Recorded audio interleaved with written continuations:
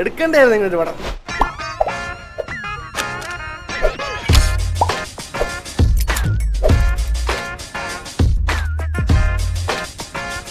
കാണാൻ കൊള്ളാവുന്ന എന്ത് കണ്ടാലും ആ പഠിച്ചോണ്ട് പോകുന്ന റീമേക്ക് കൂട്ട് എനിക്ക് ഇഷ്ടപ്പെട്ടു, ഞാൻ കൊണ്ടുപോകുന്നു. ഗോപാലൻ നമ്മുടെ ബാംഗ്ലൂർ ഡേയ്സ് കണ്ടപ്പോൾ ഉണ്ടായ ഒരു സൃഷ്ടി യാരിയാൻ 2 അഥവാ ബാംഗ്ലൂർ കില്ലാഡീസ്.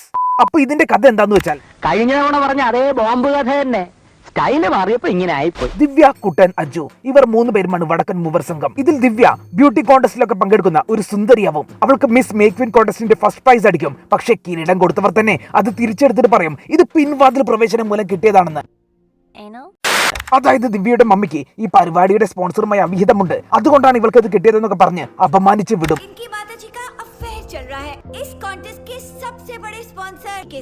ദിവ്യക്ക് ഇതിലും മികച്ചൊരു ബാക്ക് സ്റ്റോറി കൊടുക്കാൻ ബോളിവുഡിനെ പറ്റൂ. ഇതേ സമയം ഇതെല്ലാം കണ്ടുകൊണ്ടിരിക്കുകയാവും ദാസേട്ടൻ. നമസ്കാരം ദാസേട്ടൻ കൊടുക്കുകയാണ് ചങ്കളെ. ദിവ്യയെ പെണ്ണ് കാണാൻ വന്നതാണ്. അങ്ങനെ ഇൻസിഡന്റ് ഒക്കെ കണ്ട് സെന്റിമെന്റലായി ദാസേട്ടൻ ഇവളെ കല്യാണം കഴിക്കാൻ തീരുമാനിക്കും.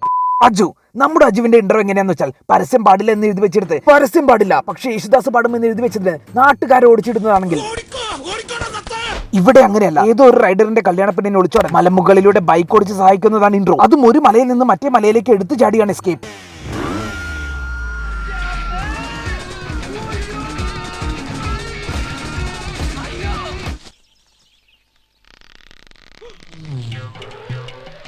ഇതിന്റെ പേരിൽ മൂപ്പർക്ക് റേസിംഗിൽ പങ്കെടുക്കരുതെന്ന് പറഞ്ഞ് ഇൻസ്റ്റാ റൈഡേഴ്സ് അസോസിയേഷന്റെ ബാനും കിട്ടും.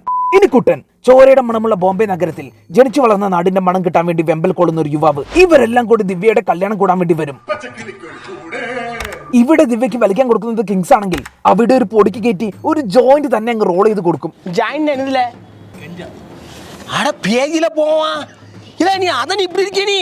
അങ്ങനെ കല്യാണം കഴിയും. പക്ഷെ നമുക്ക് എല്ലാവർക്കും അറിയാലോ കല്യാണം കഴിഞ്ഞാലും ദിവ്യയും ദാസും തമ്മിൽ ഒന്നും നടക്കാൻ പോകുന്നില്ല എന്ന്.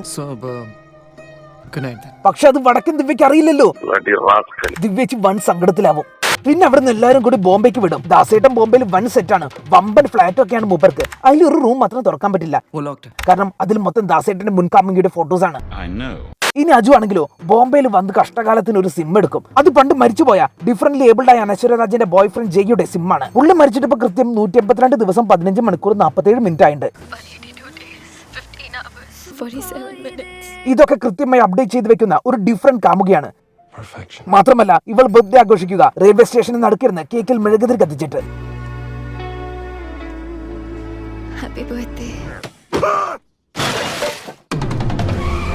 അങ്ങനെ മരിച്ചുപോയ ബോയ് ഫ്രണ്ട് ഫോൺ എടുക്കുമെന്ന് കരുതി അജുവിന്റെ ഫോണിലേക്ക് വിളിച്ച് സംസാരിച്ച് അജുവും അനശ്വരയും തമ്മിൽ സെറ്റ് ആവും.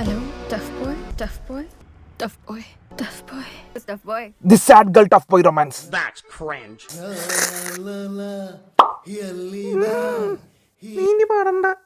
Thanks. Ow, my penis.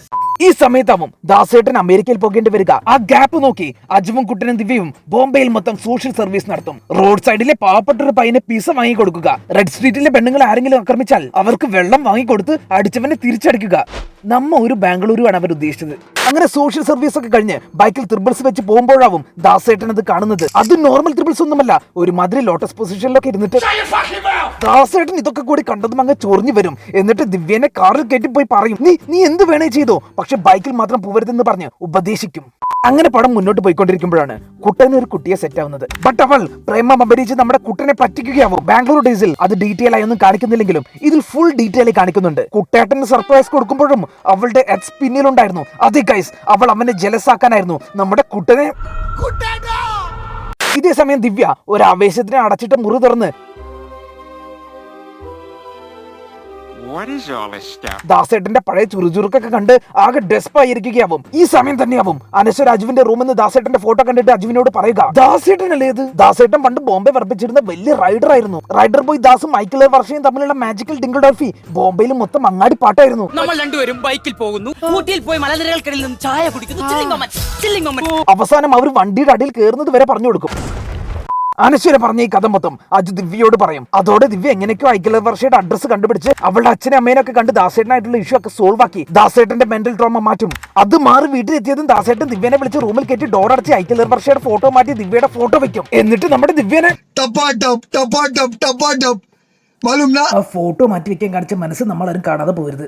ദിവ്യയും ദാസും തമ്മിലുള്ള പ്രോബ്ലംസ് ഒക്കെ സോൾവ് ആവും. ഇനി അടുത്ത പ്രോബ്ലം അനശ്വരയുടെ ചേച്ചി അജ്വിനോട് പറയും, നിന്നെ പോലെ ഒരു റൈഡർ ബോയോടൊപ്പം ഹെൽമെറ്റിൽ ക്യാമറയും വെച്ച് നാട്ടുകാരെ ബുദ്ധിമുട്ടിച്ച് റീൽസ് എടുത്ത് കളയാനുള്ളതല്ല എന്റെ അനശ്വരയുടെ ജീവിതം.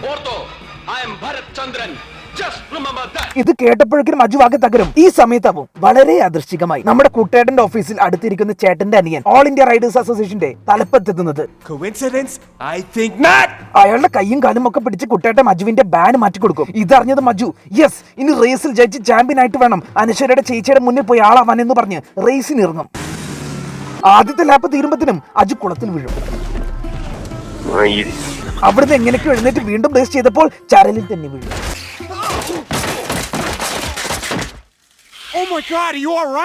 അങ്ങനെ റോഡിൽ റീലെടുക്കാൻ നാട്ടുകാരുടെ ജീവൻ പണയം വെച്ച് പട്ടിഷു ഇറക്കുന്നത് പോലെയല്ല ട്രാക്കിൽ ഇറങ്ങി റേസ് ചെയ്യുന്നത് എന്ന് മനസ്സിലാക്കിയ അജു നേരെ അനശ്വരയെ കണ്ട് കാല് പിടിക്കും.